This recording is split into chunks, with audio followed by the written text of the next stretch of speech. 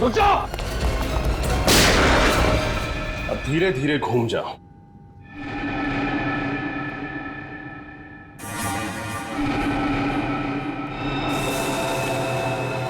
अरे ये तीनों टेबल पर ऐसे क्यों पड़े हैं? खून सिर के बीचों बीच गोली लगी है तीनों के। हाँ सर, कर दिए तुम लोग। क्या सोचा था हमसे बच के निकल जाओगे? खून? लेकिन हमने किसी का खून नहीं किया है। झूठ मत बोलो। कॉन्फ्रेंस रूम में पड़ी 3 लाशें गवाह हैं तुम्हारे जुर्म की। हम सच कह रहे हैं सर, हम यहाँ उनसे मिलने आए थे, उन्हें मारने नहीं। अगर आप लोगों ने किसी को मारा नहीं तो फिर भाग क्यों रहे थे? क्योंकि जिस मकसद से हम यहाँ आए थे वो तभी पूरा होगा अगर आप हमें पकड़े नहीं, जाने दें। कैसा मकसद? ये देखिए सर, ये रहा चेक और इसके ऊपर खून लगा हुआ है। सर वो तीनों तो चेक लेने के लिए आए थे, तो फिर चेक लिए बिना कैसे चले गए? वही तो, आए थे चेक लेने के लिए लेकिन चेक लेकर ही नहीं गए, और तो और साथ साथ इन तीनों का खून करके चले गए। ये कैसे हो सकता है? पंकज, मिताली को लेकर आओ जल्दी। सर उन तीनों को पकड़ के रखा है। उन तीनों के नाम है मिंटू हसन, सुखी और मनप्रीत। श्रेया उन्हीं के पास है, लेकिन सर वो बार बार एक ही बात कह रहे हैं कि उन्होंने ये खून नहीं किए। मिंटू हसन, सुखी और मनप्रीत कह रहे खून नहीं किया। रजत, डॉक्टर तारिका को बुलवा लेते हैं और उससे इन तीनों की गन पाउडर टेस्ट करवाते हैं। पता चल जाएगा कितना सच बोल रहे कितना झूठ। सारे कमरे की अच्छी तरह से तलाशी लेते हैं, कुछ ना कुछ तो जरूर मिलेगा। चेक करो।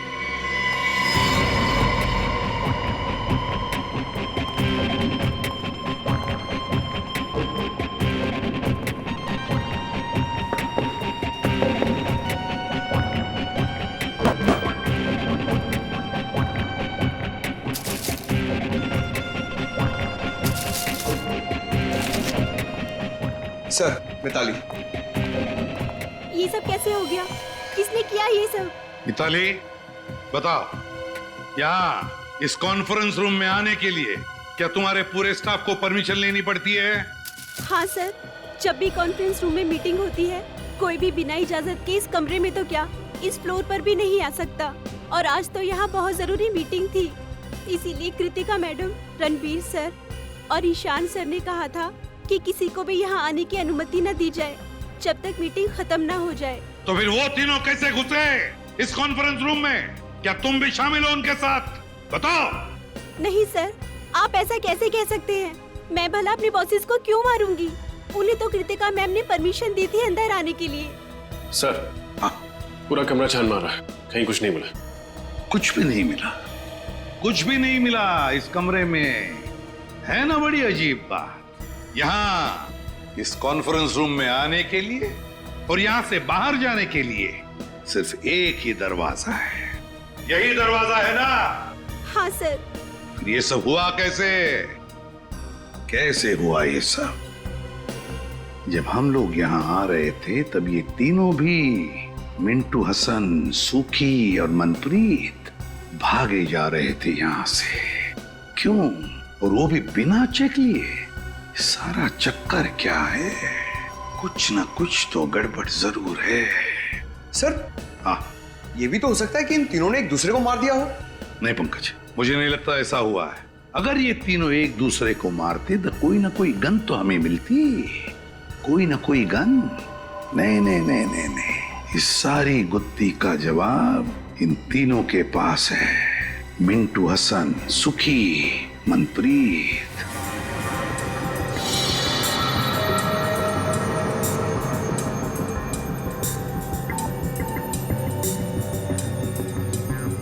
ये लोग सच कह रहे हैं सर, इनमें से किसी ने भी गोली नहीं चलाई। किसी के हाथ पर गन पाउडर का निशान नहीं। नहीं सर। अब तो यकीन हो गया ना आप लोगों को कि हम शरीफ लोग हैं, क्रिमिनल नहीं।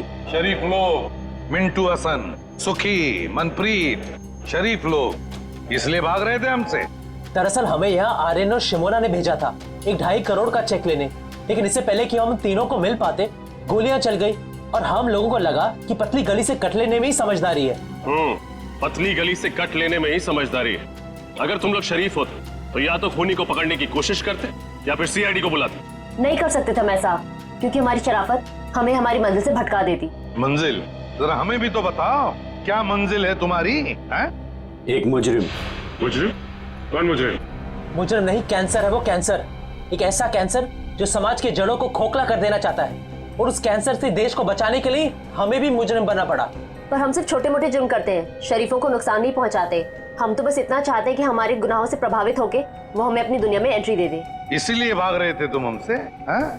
पकड़े नहीं जाना चाहते थे, क्योंकि अगर पकड़े जाते तो उनके गैंग में घुस नहीं पाते, है ना?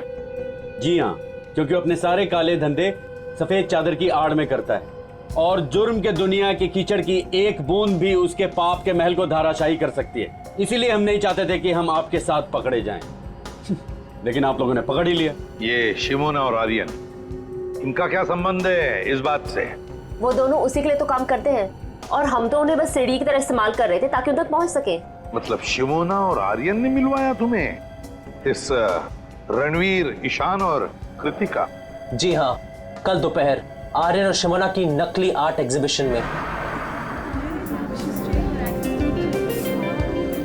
आर्यन और शिमोना दिख रहे हैं कहीं? वो रहे, शिमोना लाल सलवार में और आर्यन ब्लैक कोट में। अपने हुनर का गलत फायदा कैसे उठाया जाता है, कोई इनसे सीखे। न जाने कितने लोगों को उल्लू बनाया इन दोनों ने अपने आर्ट और एंटीक के चक्कर में। गुड, काफी अच्छी जानकारी है आपको पेंटिंग्स की। मुझे लगता है ये वाली पेंटिंग हमारे कॉन्फ्रेंस रूम के लिए काफी अच्छी रहेगी, क्यों कृतिका? वाकई इस पेंटिंग में कुछ तो कशिश है। बिल्कुल ठीक है आपने कृतिका जी। एक नायाब हीरे की कीमत एक अच्छा जौहरी परख सकता है, और आपकी आंखों में परखने की नजर कूट कूट कर भरी है। पर 3 करोड़ तो ज्यादा ही है इस पेंटिंग के लिए। अरे कैसी बातें कर रहे हैं आप? इस पेंटिंग के लिए 30 करोड़ भी कम है। और वैसे भी जो चीजें अनमोल होती है ना, उनकी कीमत नहीं लगाई जाती। क्यों आर्यन? क्या डायलॉग मारा है। जो चीज अनमोल होती है ना, उसकी कोई कीमत नहीं बताई जाती। देखना, इस पे तीनों के तीनों क्लीन बोल्ड हो जाएंगे। पर कुछ तो कम कीजिए, बहुत ज्यादा है। भाई, हमें कृतिका जी की मुस्कान बहुत पसंद आई। जी शुक्रिया। आप एक काम कीजिए, 3 की जगह 2.5 करोड़ दे दीजिएगा। ठीक है, डन करते हैं। तो फिर ठीक है, कल हम सारी पेंटिंग्स आपके ऑफिस में भिजवा देते हैं और आपसे चेक भी ले लेंगे। ठीक है। तो फिर बोलिए, कल कितने बजे तक कॉन्फ्रेंस रूम में आएंगे आप पेंटिंग्स देखने के लिए? 11 बजे सही रहेगा। 11 बजे मिलते हैं। Done. Done. Thank you.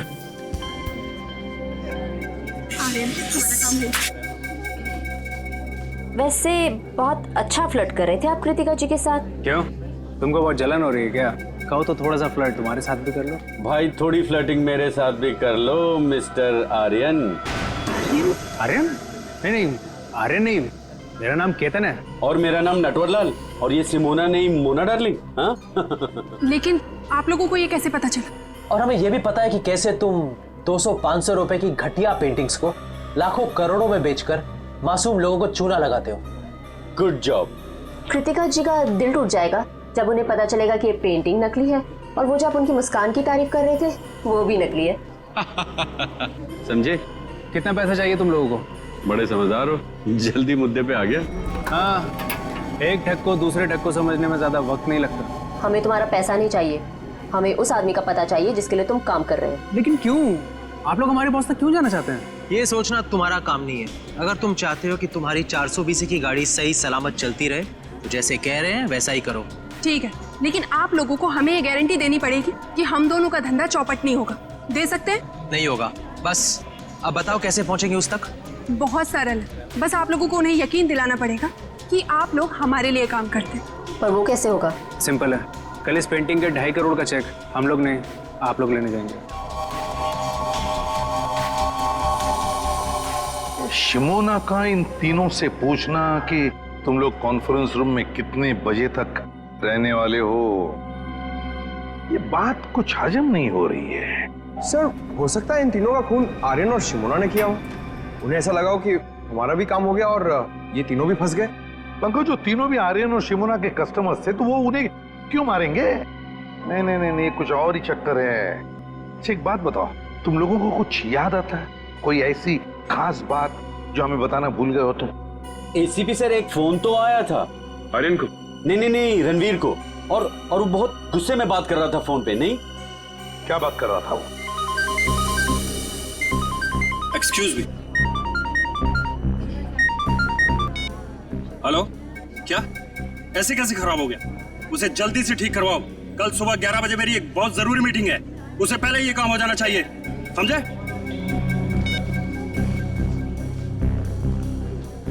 Mister Ranveer, मेरी अभी अपने कारपेंटर से बात हो गई है। आज रात को ही जाकर वो ये आपके कॉन्फ्रेंस हॉल में खूबसूरत पेंटिंग लगा देगा। ओह नाइस, ये तो बहुत अच्छी बात है। इसका मतलब कल सुबह जब हम ऑफिस पहुंचेंगे तो ये पेंटिंग दीवार पर लगी होगी। बिल्कुल। गुड। और हमारी जगह चेक लेने के लिए ये तीनों आएंगे।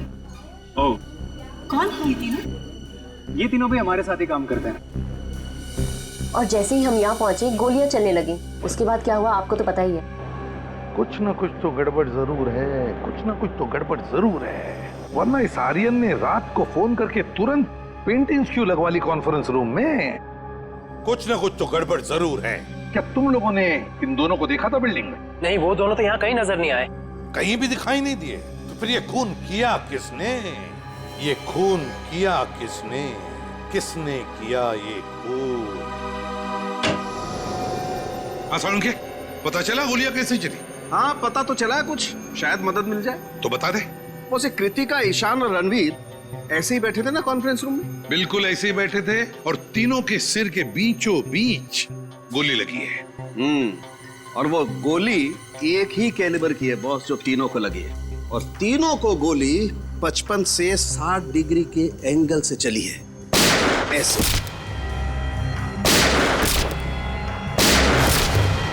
यो मतलब गोलियां ऊपर से नीचे चली है। सर फिर तो खूनी को भी ऐसे ही किसी ऊंची चीज पर चढ़ना पड़ा होगा। तो क्या सर खूनी ने इन सब पर कॉन्फ्रेंस रूम की टेबल पे चढ़ के गोलियां चलाई होंगी? नहीं निखिल, कॉन्फ्रेंस रूम की टेबल पर चढ़कर कैसे गोलियां चलाएगा? क्योंकि अगर खूनी या जो भी जिसने भी टेबल पर चढ़कर गोलियां चलाई तो फिर उसके जूतों के निशान मिलते हैं हमें। चलो उसने जूते के निशान अगर साफ भी किए होते तो भी उसके जूते के नीचे जो धूल लगी रहती है वो तो मिल जाती, उसके ट्रेसेस तो मिल जाते हमें। वैसा तो कुछ भी नहीं मिला हमें। और एक बात सर, इन तीनों के शरीर पर कोई भी हाथापाई के निशान नहीं मिले। ओह, कोई भी हाथापाई के निशान नहीं, तो हो सकता है खूनी इन तीनों को जानता हो और शायद इसी बात का फायदा उठाया उसने और चला दी गोली। सड़के उस चेक के ऊपर जो खून मिला था वो किसका था? बस वो खून रणवीर का है। रणवीर का है? लेकिन सर, इन तीनों को मारकर किसी को क्या फायदा हो सकता है? इन तीनों को मारकर किसी का क्या फायदा हो सकता है ये तो हम पता लगा ही लेंगे श्रेया। लेकिन पहले उस कॉन्फ्रेंस रूम में फिर से जाना होगा, फिर से देखना होगा कि गोली चली कैसे। ऊपर से कुछ ना कुछ तो है उस कॉन्फ्रेंस रूम में जो हमारी नजरों से छूटा है। इस कॉन्फ्रेंस रूम में जाकर फिर से अच्छी तरह से देखते हैं, अच्छी तरह से। तो तुम हो विशाल, इस कंपनी के चौथे और सबसे बड़े हिस्सेदार। जी सर। इन तीनों की मौत के बाद तो तुम कंपनी के मालिक बन गए हैं? जी, सही कहा आपने। मुबारक। मिठाइयाँ लाए हो? मिठाई? सर, मेरे पार्टनरों के साथ इतना बड़ा दुखद हादसा हुआ है और आप मिठाई खाना चाहते हैं? अब करोड़ों रुपए जो मिल गए तुम्हें और फिर कंपनी पूरी की पूरी तुम्हारी हो गई, नहीं? सर, ये क्या कह रहे हैं आप? सर, पैसा तो हाथ का मैल है, पर इंसान की जिंदगी पैसे से कहीं ज्यादा अनमोल है। इसी हाथ के मैल ने अच्छे अच्छे लोगों की नीयत को गंदा किया है मिस्टर विशाल। आज सुबह 11 बजे जब इन तीनों को गोली लगी, आप कहाँ थे? जी, मेरे दांत में बहुत दर्द हो रहा था तो मैं डेंटिस्ट के पास गया। आप चाहें तो डेंटिस्ट से कंफर्म कर सकते हैं। नहीं नहीं, उसकी कोई जरूरत नहीं है। वैसे ये आपके दांत का दर्द ठीक है? अभी ठीक है। दांत का दर्द बहुत खराब होता है सर। मेरा डॉक्टर कहता है कि दिन में 2 बार ब्रश करना चाहिए, एक बार सोने के बाद और एक बार उठने से पहले। मेरे दांत देखो। डॉक्टर पंकज, आपका लेक्चर खत्म हुआ और आप वैसे आप सर मैं अब है कृतिका के हॉस्पिटल। ओह, क्या लगता है आपको? आपको किसी पर शक है? कौन कर सकता है ये? नहीं सर, मुझे किसी पर शक नहीं है, पर सर जिस किसी ने भी किया है ना उसे आप छोड़िएगा मत प्लीज सर। पता नहीं हो कृतिका के बिना मेरी जिंदगी कैसे कटेगी। मिस्टर अभय, हौसला रखिए, वक्त के साथ सब कुछ ठीक हो जाएगा। मुझे तो लगता है कि रणबीर सर की जान पहले से ही खतरे में थी। अच्छा, आपको ऐसा क्यों लगता है? सर, रणबीर सर ने शशांक और केदार के खिलाफ पुलिस में कंप्लेन की थी। वो दोनों कंपनी हथियाना चाहते थे और रणबीर सर कुछ दिनों से काफी अजीब सा बिहेव करते थे। ना हंसते थे, ना बोलते थे, हमेशा अकेले रहते थे, जहाँ भी जाते थे ड्राइवर को भी साथ लेकर नहीं जाते थे। जहाँ भी जाते थे अकेले जाते थे, अपने ड्राइवर को भी साथ में नहीं लेके जाता था। सर, सालम के सर कह रहे थे ना कि गोली 55 से 60 डिग्री के एंगल में चली, गोली कहीं ऊंचाई से चलाई गई। लेकिन सर इस सारी जगह को देख के तो नहीं लगता कि गोली ऊंचाई से चली। सर मेरी समझ में एक बात नहीं आ रही है, अगर कोई किसी को गोली मारेगा तो खड़े खड़े सामने ऐसे मारेगा, टेबल पे चढ़ के गोली क्यों मारेगा सर? सर कहीं ऐसा तो नहीं कि गोलियां किसी चीज के अंदर से चली थी? हो सकता है, बिल्कुल हो सकता है श्रेया, बिल्कुल हो सकता है। इस कॉन्फ्रेंस रूम का कोना कोना छान मारो, एक एक इंच देखो, कोई भी चीज हमारी नजरों से छूटनी नहीं चाहिए, कोई भी चीज।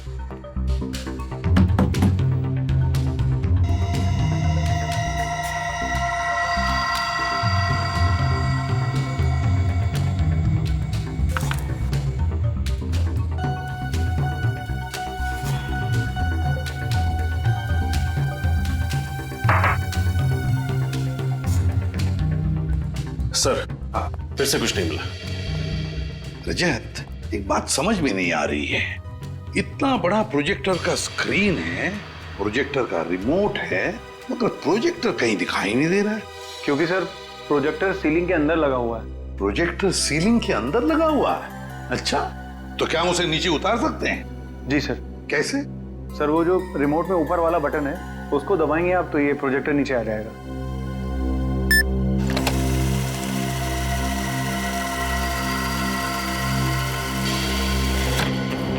ओह, तो ये बात है, प्रोजेक्टर ऊपर सीलिंग के अंदर।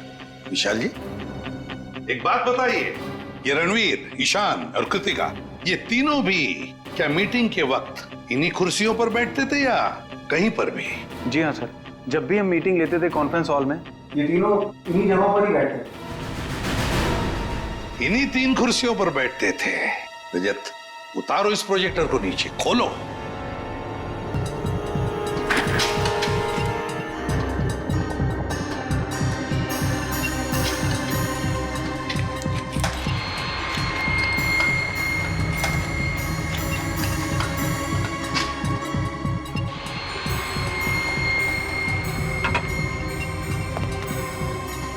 खोलो इसे पंकज।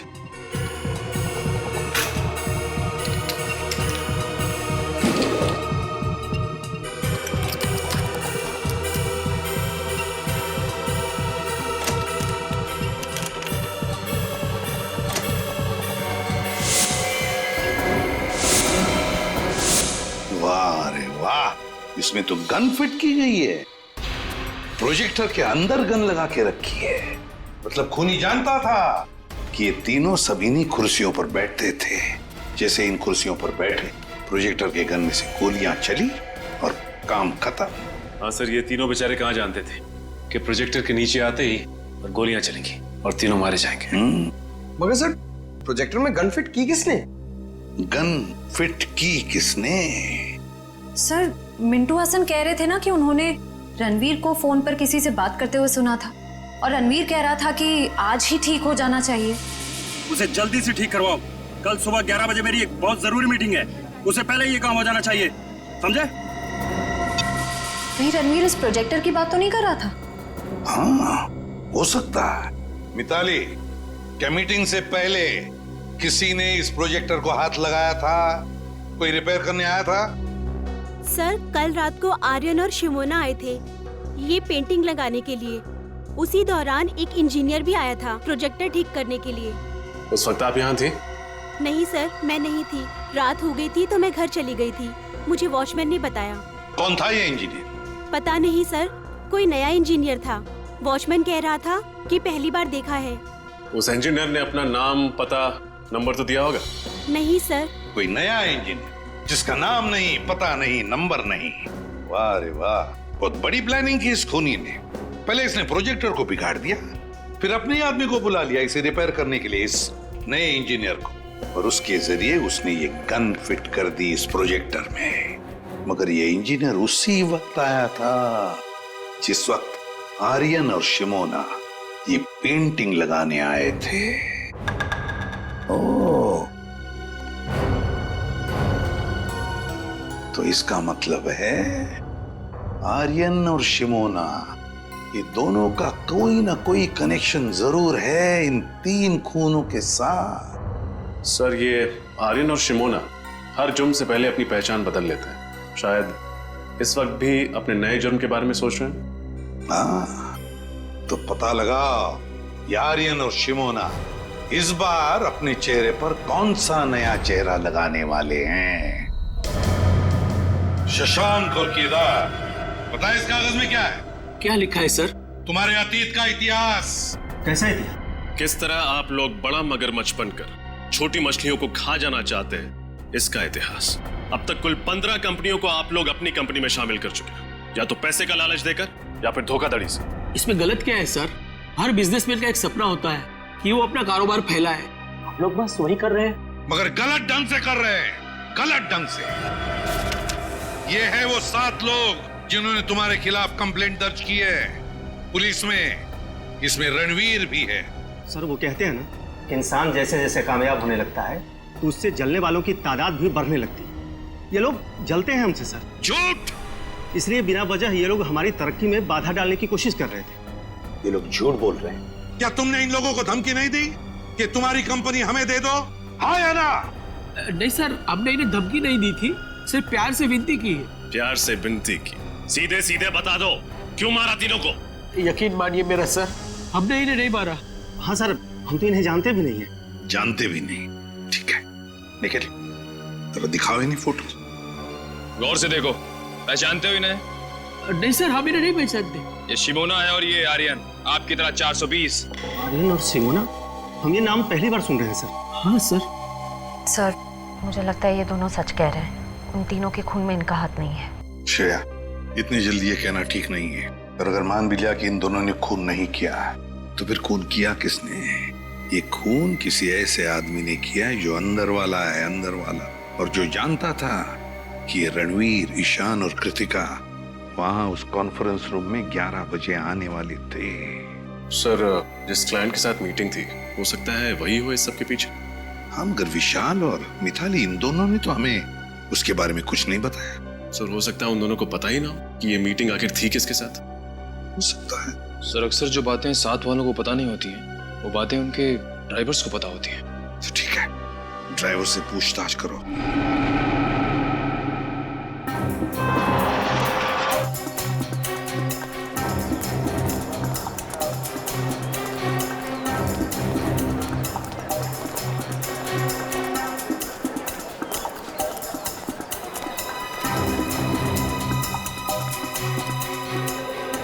एक्सक्यूज मी, मैं सीआईडी से इंस्पेक्टर सचिन हूँ। आप जरा ये दोनों फोटो देखिए। क्या ये लड़का और लड़की आपके यहाँ पासपोर्ट बनवाने आए थे क्या? नहीं सर, ये दोनों तो कभी नहीं आए। पूरे यकीन से कह सकते हैं कि कभी नहीं आए? हाँ सर, मैं पूरे यकीन से कह सकता हूँ कि ये नहीं आए। Thank you. वेलकम। ये आर्यन और शिमोना है। क्या ये दोनों आपके बैंक में नया अकाउंट खुलवाने आए थे? आर्यन और शिमोना? एक मिनट सर।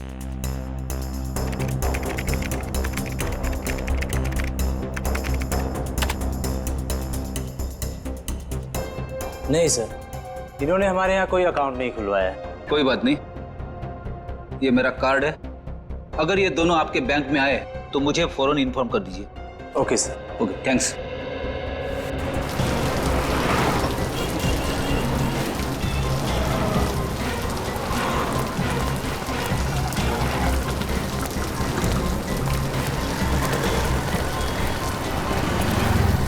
सर, कहीं हमारी तहकीकात की राह गलत तो नहीं है? शायद इस बार आर्यन और शिमोना ने कोई नया अकाउंट खुलवाया ना हो। नहीं फ्रेडी, ऐसा नहीं हो सकता। आर्यन और शिमोना का जुर्म एक गणित की गिनती की तरह है। जिस तरह से 3 से पहले 2 का आना तय है, उसी तरह शिमोना और आर्यन का बैंक अकाउंट खुलवाना तय है। एक काम करते हैं, आगे के बैंक चेक करते हैं। चलो। मैनेजर साहब। जी कहिए। हम लोग सीआईडी से। सीआईडी? जी हाँ, सीआईडी। जरा इन फोटो को गौर से देखिए। ये आर्यन और शिमोना, क्या ये आपके बैंक में अकाउंट खुलवाने आए थे? ये दोनों? हाँ, ये दोनों हमारे अकाउंट खुलवाने आए थे, लेकिन आपको कोई गलतफहमी हो रही है। इनका नाम आर्यन और शिमोना नहीं, रवि और सपना है। क्या रवि और सपना? जी हाँ। ये दोनों 420 इतने धड़ल्ले से अपने नाम बदल रहे जैसे हर शुक्रवार को सिनेमा हॉल में फिल्म बदलती रहती है। अच्छा, ये उनकी डिटेल्स देख सकते हैं? जी एक मिनट। हाँ वीरेन, उस फाइल में से रवि और सपना की डिटेल्स लेकर आना। हाँ।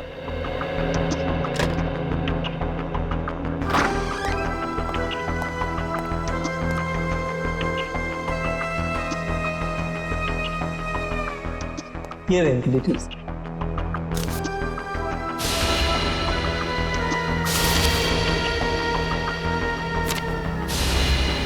सारे जरूरी कागजात और डॉक्यूमेंट्स वगैरह दिख रहे हैं। हाँ, अकाउंट खुलवाने के लिए जो भी कागजात जरूरी होते हैं वो इन्होंने दिए थे और हमने इन्हें चेक भी किया था, बिल्कुल सही थे। और तो और हमारी एक टीम इनके घर भी जाने वाली है एड्रेस वेरिफिकेशन के लिए। Address verification? एड्रेस तो यही बताया था ना उन लोगों ने। Yes sir.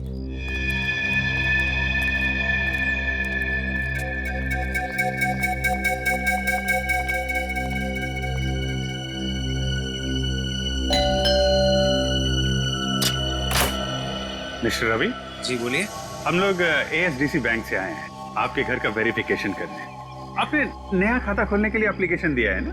हाँ, आइए। आइए।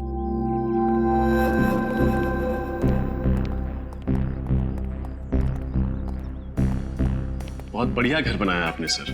अच्छा, सपना मैम है ना, उनके भी सिग्नेचर्स लगेंगे। अच्छा हाँ, सपना सपना। क्या हुआ रवि? बड़े अच्छे कलाकार हैं आप लोग। आर्यन को रवि और शिमोना को सपना बुलाते हैं। मतलब आप लोगों का खेल खत्म हो चुका है मिस्टर आर्यन और मिस शिमोना। कौन हो तुम लोग और हमारा असली नाम कैसे जानते हो? अरे भैया सुनो, जिस स्कूल में तुम पढ़ते हो ना उसके हम लोग हेडमास्टर्स रह चुके हैं और तुम्हारे जैसे 420 हमारे जेब में लेके घूमते हैं हम लोग। देखो देखो, मुझसे पंगा मत लो, बहुत खतरनाक आदमी हूं मैं। CID से खतरनाक तो नहीं हो सकते ना? CID? अरे कहाँ जा रहे?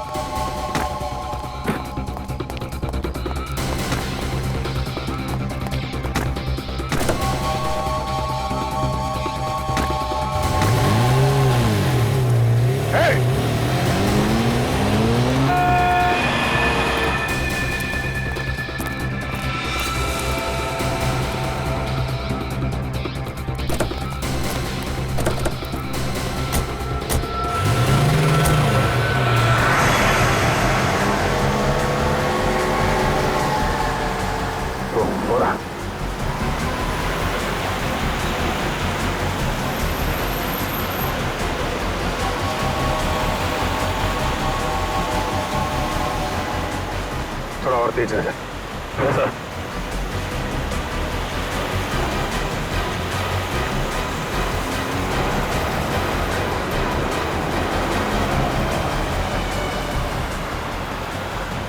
ओवरटेक कर।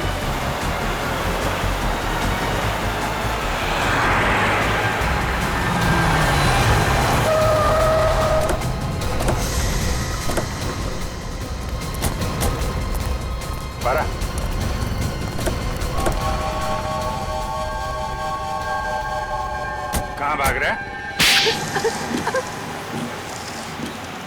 क्यों किया ये सब? हाँ, ये सच है कि पेंटिंग के बहाने ही हम लोगों ने प्रोजेक्टर में गन फिट करी थी। 2.5 करोड़ रुपए तो तुम लोगों को वैसे ही मिलने वाले थे, फिर 3 खून करने की क्या जरूरत थी? क्योंकि अगर हम उनका खून नहीं करते तो वो हमारा खून करते। वो कौन? सर, वो पिछले महीने हमने एक आदमी को चूना लगाने की कोशिश करी जो हमारे जाल में फंसा ही रही।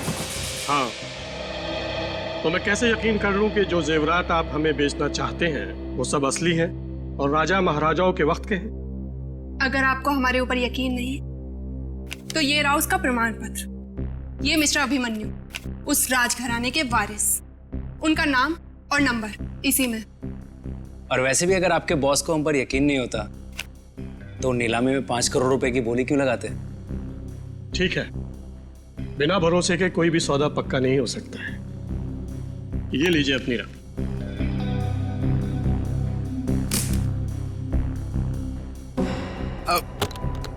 Thank you. शुक्रिया। Thank you. हेलो, क्या? अरे पकड़ो इन्हें! अरे सब नकली है! अरे जेवरात नकली है, पकड़ो!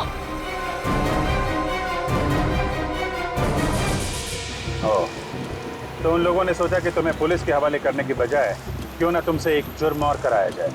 सर, हम तो खून करने के बारे में सोच भी नहीं सकते। हम लोगों से पैसे ले, उनकी चाहने नहीं लेते। खून करने से इतना ही परहेज था तो क्यों साथ दिया उन लोगों का? सीआईडी के पास आना चाहिए था तुम लोगों को।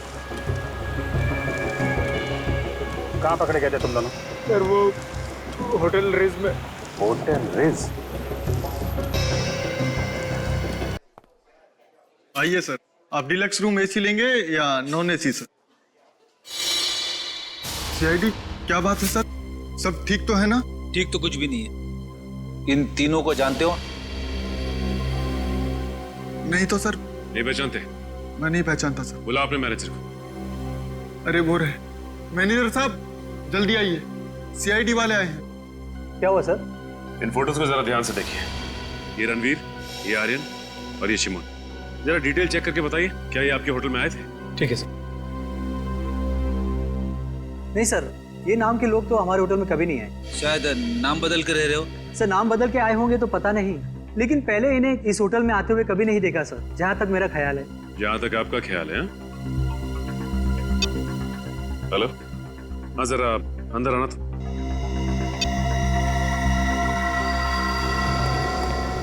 हाँ सर। अच्छा ये बताओ कि रणवीर साहब यहाँ इस होटल में अक्सर आते थे? हाँ साहब, हफ्ते में 2-3 बार आ ही जाते थे किसी से मिलने। सुन लिया मैनेजर साहब आपने? कमाल की याददाश्त है आपकी। जो ग्राहक अक्सर आपके होटल में आते हैं आप उन्हें भी भूल जाते हैं? जी वो क्या हुआ, आपकी जुबान क्यों लड़खड़ाने लगी? हाँ सर, जबान नहीं सर। क्या छिपा रहे हैं आप हमसे? हाँ सर कुछ भी नहीं छुपा रहा हूँ मैं। हेलो, हाँ सर। क्या? ओह तो ये बात है। हाँ सर, मैं होटल रिट्स में ही हूँ। मैं खाली होकर आपको फोन करता हूँ। Okay okay. क्या हुआ? शिमोना और आर्यन ने अपना गुनाह कबूल कर लिया है। 10 दिन पहले इसी होटल में एक ज्वेलरी एग्जीबिशन हुआ था, जिसमें फिर से उन लोगों ने एक बार किसी को बेवकूफ बनाने की कोशिश की, लेकिन नाकामयाब रहे। अब क्या कहना है आपका मैनेजर साहब? हाँ, हम लोगों को माफ कर दो सर। किसी ने हम लोगों को पैसे दिए थे ताकि आप लोगों के सामने मुंह ना खोले। अब मुंह खोलने का समय आ गया है। अब ये बताओ कि ये पैसे तुम्हें किसने दिए थे, और रणवीर इस होटल में किससे मिलने आता था? सर वो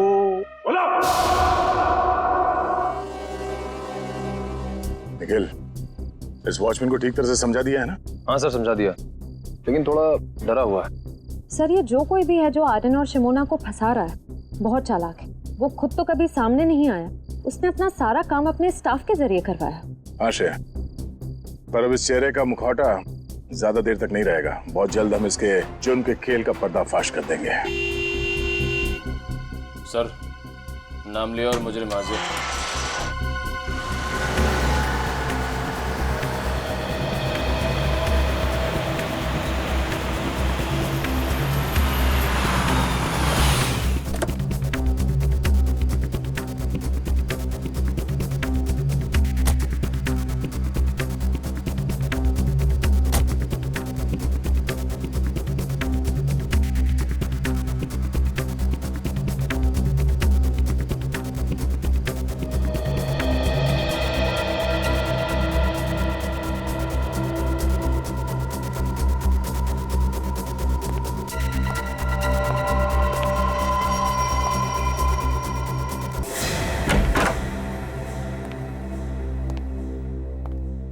ये घर की सारी लाइटें ऑन क्यों हैं?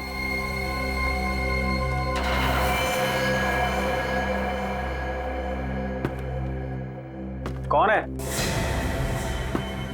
कौन है वहां पर? नीचे आओ। अरे क्या हाल है विशाल भाई, कैसे हो? दांत का दर्द कैसा है? मैंने कहा था ना आपको 2 बार ब्रश करना सोने के बाद उठने से पहले। तुम यहाँ क्या कर रहे हो? क्या आप मुझे यहाँ देख के खुश नहीं है?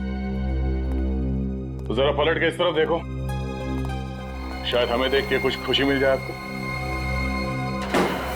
अरे सर, आप लोग यहाँ पर मेरे घर में? क्या खूनी का पता चल गया सर? हाँ पता चल गया, तो हमने सोचा कि खुद चल के अपने हाथों से उसका जबड़ा हिला दे। जबड़ा हिला दे? सर तो उसके लिए तो आपको खूनी के घर में होना चाहिए, फिर भला आप यहाँ मेरे घर में क्या कर रहे हैं? अपना एक गाल जरा यहाँ लाना। आजा। सर आपको मुझ पर शक है? शक नहीं, पूरा यकीन है। सर कहाँ जा रहे हो विशाल बाबू? अपनी कंपनी का शेयर छोड़ चल। मेरे मिट्ठू, अब एक अच्छे तोते की तरह चुपचाप सच बताना शुरू करते हैं, समझा? बोल। सर ये सच है कि मैंने रणवीर, ईशान और कृतिका के खून में साथ दिया था, और सर मैंने उनके खून की साजिश नहीं रची थी सर। तुमने नहीं रची? नहीं सर। तो फिर किसने रची? मुझे नहीं मालूम सर वो कौन है, मैं उससे कभी मिला भी नहीं सर। सर वो हमेशा अपने वकील को भेजता था मुझसे बात करने के लिए। सर लगता है हमें गुमराह करने के लिए कहानियां बना रहा है। उन तीनों की मौत के बाद सारी दौलत तो इसकी हो गई, इसके पास सबसे ठोस वजह थी उनको मारने की। नहीं मैम, सर वो चाहता था कि मैं इस कंपनी को दिवालिया घोषित कर दूं और उसके बाद इस कंपनी को एक नकली फर्म में बेच दूं, ताकि वो बाद में उस नकली फर्म से कंपनी को वापस खरीद ले। बहुत लंबी प्लानिंग की थी खूनी ने। अब तुम एक काम करो, उस वकील को फोन लगाओ और उससे वो कहना जो अब हम तुम्हें बताएंगे। हैं?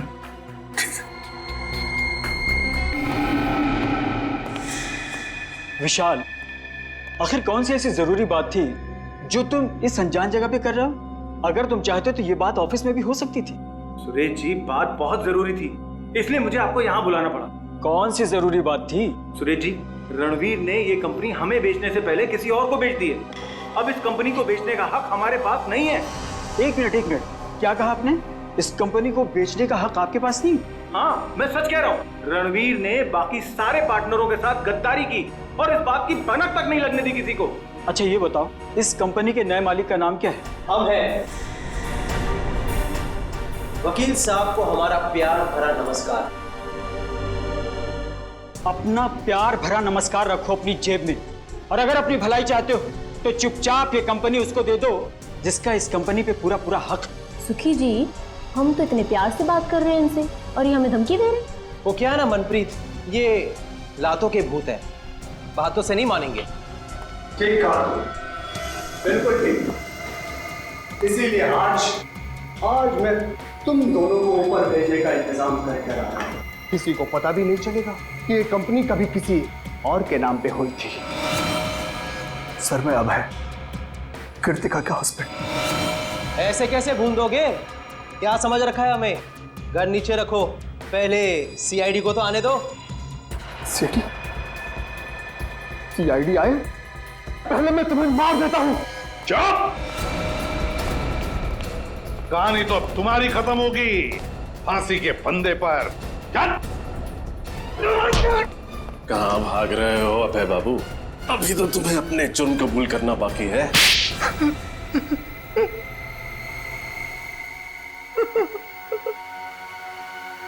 तीन खून करके पेट नहीं भरा तो और 2 खून करने चले थे। हा? और खून करूंगा मैं, और करूंगा। जो भी मेरे और मेरी कंपनी के बीच में आएगा वो सबको मरना पड़ेगा। गद्दारी की थी मेरी पत्नी कृतिका ने मेरे साथ। कैसी गद्दारी?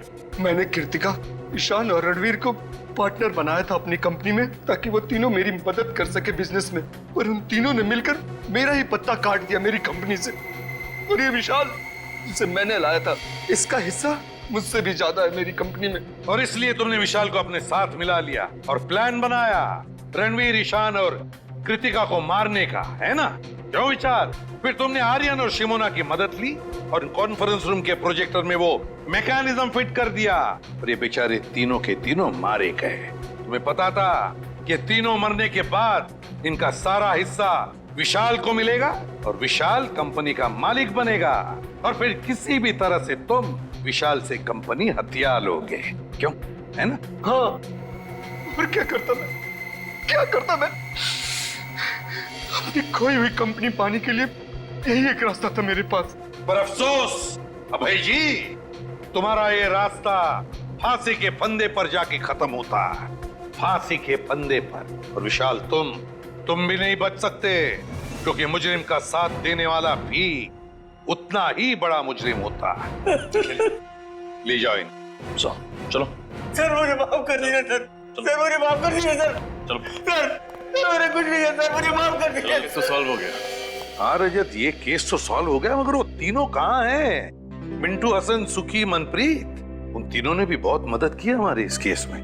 पता नहीं कहाँ है सर, उनकी कोई खबर ही नहीं। अच्छे बच्चे हैं, बता रहे थे मंजिल के बहुत करीब पहुंचने वाले हैं। 26 तारीख बजाते रहो, अच्छे बच्चे तो 26 तारीख को बजाते रहो।